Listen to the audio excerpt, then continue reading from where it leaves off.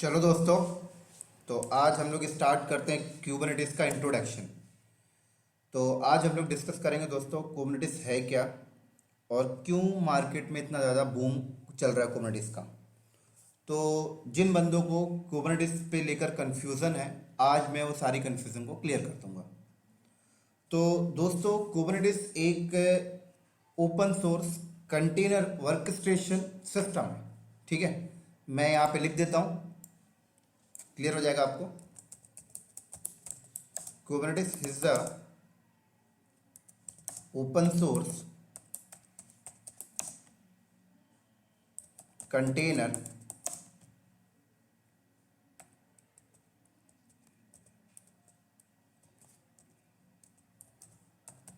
Clear. तो Kubernetes यहाँ पर क्या है, Kubernetes is the open source workstation, open source container workstation system या टूल बोल लें तो भी चलेगा। तो ये जो मैंने लाइन लिखा है, इस लाइन को समझने के लिए सबसे पहले तो आपको वर्कस्टेशन का मीनिंग समझना होगा। ये वर्कस्टेशन होता क्या है। तो दोस्तों, अगर मैं वर्कस्टेशन की हिंदी मीनिंग निकालूं तो वर्कस्टेशन का मतलब होता है किसी भी चीज को मैनेज करना गुप्त तरीके से, किसी भी चीज को हिडन तरीके से मैनेज करने को हम कहते हैं वर्कस्टेशन। हम मैनेज कर रहे हैं इसे। एक एग्जांपल देता हूं आपको थोड़ा लाइव। आप सबको पता है कि आपके हिंदुस्तान में कितनी पॉपुलेशन है, 125 करोड़ लोग हैं। तो आपके हिंदुस्तान में 125 करोड़ जो इंसान है, उन्हें कैसे मैनेज किया जा रहा है? उन्हें मैनेज किया जा रहा है पॉलिटिशियन के थ्रू। पॉलिटिशियन ने रूल बनाए, पॉलिसीज बनाए कि ये सारे 125 करोड़ लोग मैनेज हो सकें। तो यहां पर वर्कस्टेशन का काम कौन कर रहे हैं? पॉलिटिशियन। अगर इंसानों के फेवर में देखा जाए तो, इंसानों के उस पे से देखा जाए तो इसी तरीके से क्या होता है कि अगर आपकी कंपनी की एप्लीकेशन जो है वो कंटेनर पे चल रही है और बहुत सारे आपके पास कंटेनर हैं, तो बहुत सारे कंटेनर को मैनेज करने के लिए आपको एक वर्कस्टेशन सिस्टम चाहिए। तो यहां पर वर्कस्टेशन सिस्टम जो है वो कुबरनेटिस आपको दे रहा है। अभी आप इतना समझिए, और चीजें अभी मैं डायग्राम जब क्रिएट करूंगा तो क्लियर कर दूंगा। तो चलिए थोड़ा सा डायग्राम के फॉर्मेट में आता हूं, तो और बेटर तरीके से आपको कुबरनेटिस समझ में आ जाएगा कि एक्चुअल में कुबरनेटिस है क्या। ठीक है, चलो तो मैं स्टार्ट करता हूं ऑन प्रीमिसेस की तरफ से। एक एग्जांपल मैंने पॉलिटिशियन का आपको दे ही दिया, अगला एग्जांपल देता हूं। याद करिए, हमारी ऑन प्रीमिसेस में जब हमारे पास क्लाउड नहीं था, जब हमारे पास कंटेनर जैसी टेक्नोलॉजी नहीं थी, तो हम लोग ऑन प्रीमिसेस में क्या किया करते थे। मान लीजिए ये एक कंपनी है और ये कंपनी एक नेटफ्लिक्स की एप्लीकेशन चला रही है। तो किस तरीके से ये लोग चलाते थे? एक हार्डवेयर ये लोग मार्केट से खरीदते थे। उस हार्डवेयर की एक कॉन्फ़िगरेशन होती थी, जैसे मान लीजिए 32 GB रैम हो गया, 500 GB हार्ड डिस्क हो गई यहाँ पे, और 8 कोर का CPU हो जाता था। ठीक है ना। तो क्या करती थी कंपनी, इस सर्वर के ऊपर OS डालना है और OS के ऊपर अपनी नेटफ्लिक्स जैसी एप्लीकेशन इंस्टॉल कर लेते थे। इस सर्वर की एक IP होती थी, फॉर एग्जांपल ये IP हो गई।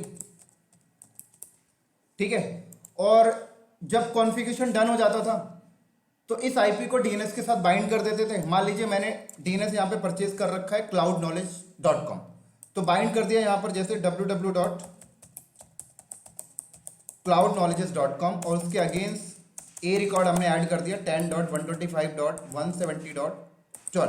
परफेक्ट। अब ये लाइव हो गया, अब ये वर्क कर रहा है। लेकिन अगर इस पे चलने वाली एप्लीकेशन पे नंबर ऑफ हिटिंग आती है, नंबर ऑफ यूजर इससे कनेक्टेड होते हैं, तो क्या ये सर्वर परफॉर्मेंस उतना अच्छा दे पाएगा? तो सवाल आता है नहीं, ये सर्वर बॉटलनेक हो जाएगा, डाउन हो जाएगा, हैंग हो जाएगा। तो आपके ऑन प्रेमिसेस में फिर क्या सोल्यूशन निकाला करते थे हम लोग? तो इसका सोल्यूशन ये होता था कि जो भी नेटफ्लिक्स की एप्लीकेशन इस सर्वर पे चल रही है, इसको नंबर ऑफ सर्वर पे चलाइए। तो जब नंबर ऑफ सर्वर पे चलाने की बात आती थी, तो फिर आप मार्केट से हजारों सर्वर खरीदते थे और हजारों सर्वर पे आप क्या करते थे, अपनी नेटफ्लिक्स की एप्लीकेशन आपने कॉन्फ़िगर कर दिया। अब उन हजारों सर्वर को मैनेज करना है भाई, हजारों सर्वर को भी तो मैनेज करना है ना। उन हजारों सर्वर पे क्या IP देनी है, उन हजारों सर्वर पे स्टोरेज पॉइंट क्या होगा, उन हजारों सर्वर का सिंगल एंड पॉइंट रखना है तो लोड बैलेंसर लगाना होगा। उन हजारों सर्वर के लिए फायरवॉल चाहिए। तो अब यहां पर उन हजारों सर्वर को मैनेज करने के लिए आप ये रिसोर्सेस का इस्तेमाल कर रहे हैं, फायरवॉल, लोड बैलेंसर, स्टोरेज।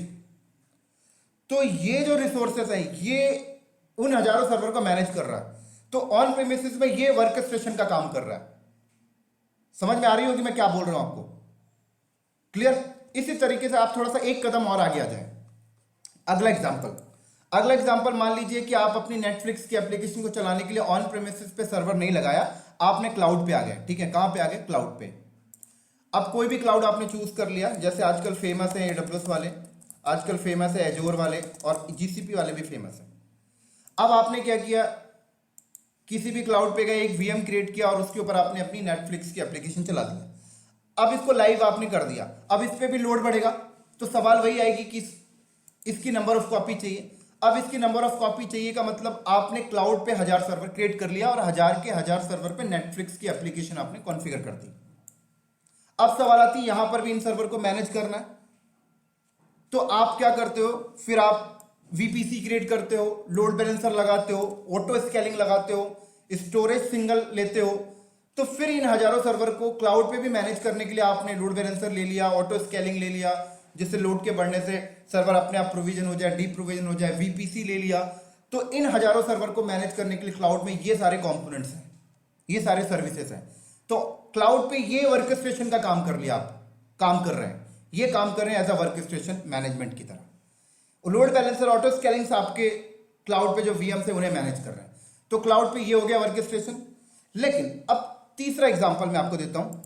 कोई कंपनियां कहती है कि हम अपनी नेटफ्लिक्स की एप्लीकेशन फिजिकल सर्वर पे नहीं चलाना चाहते, हम अपनी नेटफ्लिक्स की एप्लीकेशन AWS पे या एजोर पे या GCP पे कोई VM बनाकर नहीं चलाना चाहते, क्योंकि VM पे चलाते तो बहुत ज्यादा रिसोर्सेस यूज करता है। ये रिसोर्सेस को बेटर यूटिलाइजेशन का जो इंट्रोडक्शन है वो हमने डॉकर के इंट्रोडक्शन में कवर कर दिया है। तो मैं डॉकर के बारे में अभी ज्यादा बात नहीं कर रहा हूं, मैं सिर्फ कुबरनेटिस के बारे में बात कर रहा हूं। तो एक कंपनी है जिसका प्लानिंग ये है कि हम लोग सारी की सारी एप्लीकेशन कंटेनर पे चलाएंगे। तो ठीक है भाई, चलाइए। तो अब वो कंपनी क्या करेगी, एक कंटेनर क्रिएट करती है और एक कंटेनर को क्रिएट करके उस पर नेटफ्लिक्स की एप्लीकेशन कॉन्फ़िगर कर दिया। अब क्या इस कंटेनर पे भी तो लोड बढ़ेगा ना, अगर बाहर से हिटिंग आएगी तो कंपनी बोलती है इस कंटेनर की भी एप्लीकेशन चाहिए। तो यहां पर कंपनी ने क्या किया, हजारों कंटेनर्स ले लिए।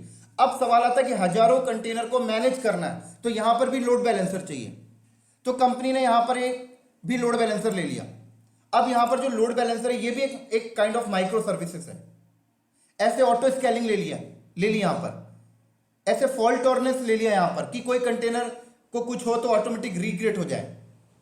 तो यहां पर कंटेनर को बेटर मैनेजमेंट करना है, बेटर तरीके से कंटेनर के ऊपर ऑटो स्केलिंग लगानी है, कंटेनर पे लोड बैलेंसर लगाना है, कंटेनर पे सिक्योरिटी लगानी है, कंटेनर पे फायरवॉल लगानी है। तो ये बेटर मैनेजमेंट कंटेनर पे कैसे किया जाए? तो यहां पर भी तो कोई वर्क स्टेशन होना चाहिए ना मैनेज करने के लिए। अब यहां पर सारा कुछ कंटेनर पे चल रहा, सारा कुछ आपका माइक्रो सर्विसेज पे चल रहा, तो यहां पर AWS का लोड बैलेंसर काम नहीं आएगा।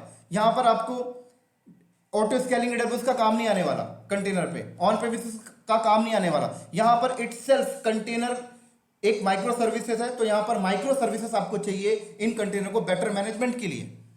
तो इस कंटेनर को बेटर मैनेजमेंट के लिए कुबरनेटिस आपको प्रोवाइड करता है। तो इसीलिए कुबरनेटिस को कहा जाता है, कुबरनेटिस एक open source container workstation system है। कंटेनर को मैनेज करने के लिए आप कुबरनेटिस का इस्तेमाल करते हैं। अब देखिए दोस्तों, एक चीज मैं आपको और बता दूं, इन कंटेनर को बेटर मैनेजमेंट करने के लिए आपके पास डॉकर कम्युनिटीज, डॉकर सॉर्म भी प्रोवाइड करता है और कुबरनेटिस भी प्रोवाइड करता है। तो अगर आप, कई बंदे बोलते हैं कि अगर हम इस कंटेनर को बेटर मैनेजमेंट करने के लिए डॉकर सॉर्म को यूज करें तो क्या अच्छा है? तो मैं बोलता हूं आप डॉकर सॉर्म से भी कंटेनर को मैनेजमेंट कर सकते हैं, कोई प्रॉब्लम नहीं। आप कुबरनेटिस से भी मैनेजमेंट कर सकते हैं, कोई प्रॉब्लम नहीं। लेकिन कुबरनेटिस सबसे बेस्ट है अगर आप डॉकर सॉर्म से कंपेयर करें तो। इसका मैं एग्जांपल आपको देता हूं, तब आपको डॉकर सॉर्म और कुबरनेटिस में भी डिफरेंशिएट क्लियर हो जाएगा। देखिए, नया डायग्राम ओपन करता हूं। मान लीजिए ये आपने क्लस्टर सेटअप किया, ठीक है ना। ऊपर वाला क्लस्टर है, यहां पर आपने 4 सर्वर ले लिया, 1 सर्वर, 2 सर्वर, 3 सर्वर, 4, 5। यहां पर भी आपका 1 सर्वर, यहां 2 सर्वर, यहाँ पे 3 4 5, ठीक है। इन सारे सर्वर पे आपके कंटेनर चल रहे हैं, ये कंटेनर है, लो सारे सर्वर पे कंटेनर है, ये कंटेनर है, ये कंटेनर है, ये भी कंटेनर है, ये भी कंटेनर, ये भी कंटेनर, ये भी कंटेनर, ठीक है। अब ध्यान से सुनिएगा, यहां पर आपने कंटेनर को मैनेजमेंट करने के लिए आपने क्या यूज किया, डॉकर सॉम, ठीक है। और नीचे वाले सिनेरियो में आपने कंटेनर को मैनेज करने के लिए क्या यूज किया, क्यूबरनेटिस। अब देखिए होता क्या है कि जब भी आप कंटेनर को मैनेज करने के लिए वर्क स्टेशन को यूज करते हैं तो इस वर्क स्टेशन को सिस्टमैटिक करने के लिए कंपोनेंट्स होते हैं, ठीक है ना। क्या होते हैं दोस्तों, कंपोनेंट्स होते हैं। और उन सारे कंपोनेंट्स की अगर मैं बात करूं तो मैं साइड में लिख देता हूं वो कौन कौन से कंपोनेंट्स होते हैं। तो वो कंपोनेंट्स होते हैं जैसे आपका एपीआई सर्वर। अभी मैं कंपोनेंट्स को ज़्यादा डिस्क्राइब नहीं करूंगा, अगले वीडियो में कंपोनेंट्स को डिस्क्राइब करूंगा। अभी सिर्फ मोटा मोटी मैं आपको डॉकर सॉम और डॉकर कुबरनेटिस में डिफरेंशिएट क्लियर करने के लिए लिख रहा हूं। तो एपीआई सर्वर हो गया एक कंपोनेंट, ठीक है, कंट्रोलर हो गया और शेड्यूलर हो गया, ठीक है, ये हो गया। और ये हो गया डेटाबेस,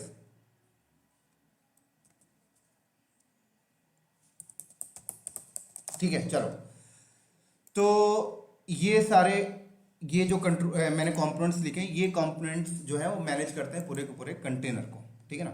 तो अगर आप डॉकर सॉम का इस्तेमाल कर रहे हैं तो क्या होगा, ये सारे कंपोनेंट्स, अब डॉकर सॉम में देखिए ये क्लस्टर आपने बना रखा है। तो आपके पास मान लीजिए ये 5 सर्वर है, ठीक है ना। तो आप क्या करते हैं, 5 सर्वर में से मान लीजिए आपने 2 सर्वर को मास्टर नोड यूज़ कर रहे हो, ठीक है ना। ये एक मास्टर नोड हो गया और आपने अगर इसकी क्लस्टर बनाए हैं तो मास्टर नोड का सेकंड क्लस्टर हो गया, सेकंड नोड हो गया। ये हो गया आपका वर्कर नोड 1, ये हो गया आपका वर्कर नोड 1, ये हो गया वर्कर नोड 2, वर्कर नोड 2, और ये हो गया आपका वर्कर नोड 3, ठीक है। या फिर आप समझ लीजिए आपके पास मास्टर नोड एक ही है और ये भी वर्कर नोड ही है मान लीजिए, ठीक है ना, ये भी आपका वर्कर नोड है मान लीजिए, ये भी हो गया आपका वर्कर नोड 4। तो अब क्या होगा कि ये सारे कंपोनेंट्स जो हैं इस मास्टर नोड में इंस्टॉल होंगे, लेकिन ये सारे कंपोनेंट्स इस मास्टर नोड में कहाँ इंस्टॉल होंगे, तो इस मास्टर नोड पे जो भी आप ओएस डालेंगे उस ओएस के ऊपर इंस्टॉल होगा। क्लियर। अब ये 4 कंपोनेंट्स जो हैं, ये 4 कंपोनेंट्स इस मास्टर नोड में इंस्टॉल है। अब ये मास्टर नोड बन गया। अब 4 कंपोनेंट्स में से कोई भी कंपोनेंट्स अगर डैमेज होता है तो पूरा मास्टर नोड गया, पूरा का पूरा मास्टर नोड गया। तो इससे बचने के लिए आप क्या करते हैं, मास्टर नोड आप एक से ज्यादा रख लेते हैं, ठीक है ना। या फिर मान लीजिए अगर आपने ये मास्टर नोड फिजिकल नहीं है, एडब्ल्यूएस पे है, तो आपने एडब्ल्यूएस पे इसकी ऑटो स्केलिंग लगा रखी है। तो अगर एक कंपोनेंट्स को कुछ होता है तो पूरा मास्टर नोड गया तो ऑटो स्केलिंग क्या करता है, रिक्रिएट कर देता है। लेकिन रिक्रिएट में कितना टाइम लगता है, एटलीस्ट 5 से 10 मिनट तो लगता है ना वीएम को आने में, ठीक है। तो ये चीज डॉकर सॉम में हो रही होती है। अगर हम कुबरनेटिस की बात करें, चलो तो कुबरनेटिस की अगर हम बात करें, मान लीजिए ये हमारे पास मास्टर नोड है और ये हमारे पास वर्कर नोड है। ध्यान से सुनिएगा इस शब्द को, ये वर्कर नोड 1 हो गया, ये वर्कर नोड 2 हो गया, ये वर्कर नोड 3 हो गया, ये वर्कर नोड 4 हो गया। तो कुबरनेटिस के केस में क्या होता है, देखिए कुबरनेटिस के केस में ये जो कंपोनेंट्स हैं, ये कंपोनेंट्स डायरेक्टली मास्टर नोड के ओएस में इंस्टॉल नहीं होते।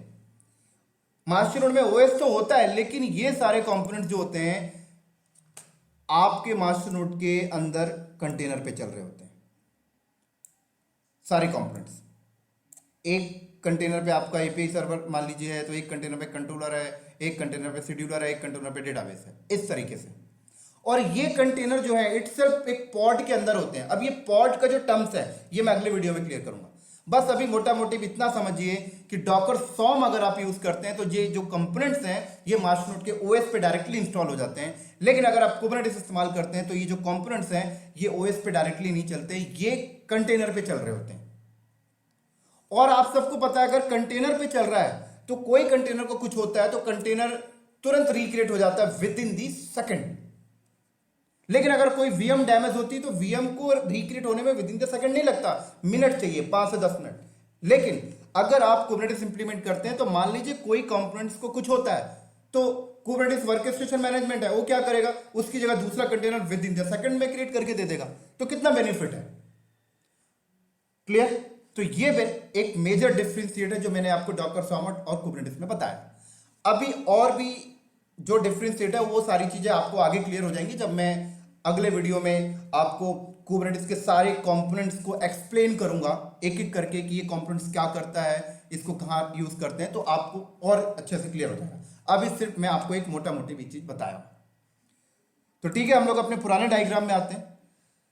तो इसी तरीके से दोस्तों, इसीलिए इंडस्ट्री में कुबरनेटिस को यूज किया जाता है कंटेनर को बेटर मैनेजमेंट करने के लिए। इसलिए हम लोग कुबरनेटिस को कहते हैं Kubernetes is the open source container workstation system. एक चीज और बता देता हूं डॉकर सॉम के साथ। डॉकर सॉम में क्या है कि डॉकर सॉम को जो बनाने वाली कंपनी है वो क्या है, डॉकर कम्युनिटीज है, उन्होंने बनाया है। उन्होंने सारे कंट्रोलर अपने पास रखा, सारा का सारा कंट्रोल उन्होंने अपने पास रखा डॉकर सॉम का। आप उस पर कोई भी कस्टमाइज नहीं कर सकते, उन्होंने जैसा आपको दिया वैसा आप इंस्टॉल करके अपना क्लस्टर बनाइए। लेकिन अगर आप कुबरनेटिस की बात करें तो साफ साफ लिखा हुआ है Kubernetes is the open source container workstation system. आप इस पे कस्टमाइज भी कर सकते हैं, फुल्ली कस्टमाइजेबल है। तो ये एक मेजर डिफरेंस और है कस्टमाइजेशन ओपन सोर्स को लेकर कुबरनेटिस के साथ। तो उम्मीद करता हूं दोस्तों ये कुबरनेटिस आपको डेफिनेशन थोड़ा सा क्लियर हुआ होगा। और अभी इस वीडियो को मैं यहीं पर स्टॉप कर रहा हूं क्योंकि वीडियो बहुत लंबी हो जाती है। अगले वीडियो में मैं आपको देखूंगा कि कुबरनेटिस के वर्कस्टेशन कुबरनेटिस को सेटअप करने में जो मेजर कंपोनेंट्स होते हैं वो कौन कौन से कंपोनेंट्स होते हैं और उन कंपोनेंट्स का क्या क्या यूज केस है और कौन सा कंपोनेंट्स कहाँ पे चलता है, कौन सा कंपोनेंट मास्टर नोड पे चलता है, कौन सा कंपोनेंट वर्कर नोड पे चलता है। ये सारी चीजें मैं डिस्कस करूंगा अगले वीडियो में। और ये सारी चीजें इंटरव्यू पॉइंट ऑफ व्यू से बहुत इंपॉर्टेंट है क्योंकि इंटरव्यू में पूछा जाता है कि बताइए एपीआई सर्वर का यूज केस क्या है, शेड्यूलर का यूज केस क्या है, कंट्रोलर का यूज केस क्या है, और भी अदर कंपोनेंट्स हैं, पॉड को डिस्क्राइब करिए। ये सारी चीजें मैं अगले वीडियो में डिस्कस करूंगा। अभी मैं आपको एक छोटा सा क्विक इंट्रोडक्शन दे रहा था बस। तो ठीक है दोस्तों, हम लोग नेक्स्ट वीडियो में मिलते हैं कुबरनेटिस के कंपोनेंट्स के साथ। तब तक के लिए बाय बाय।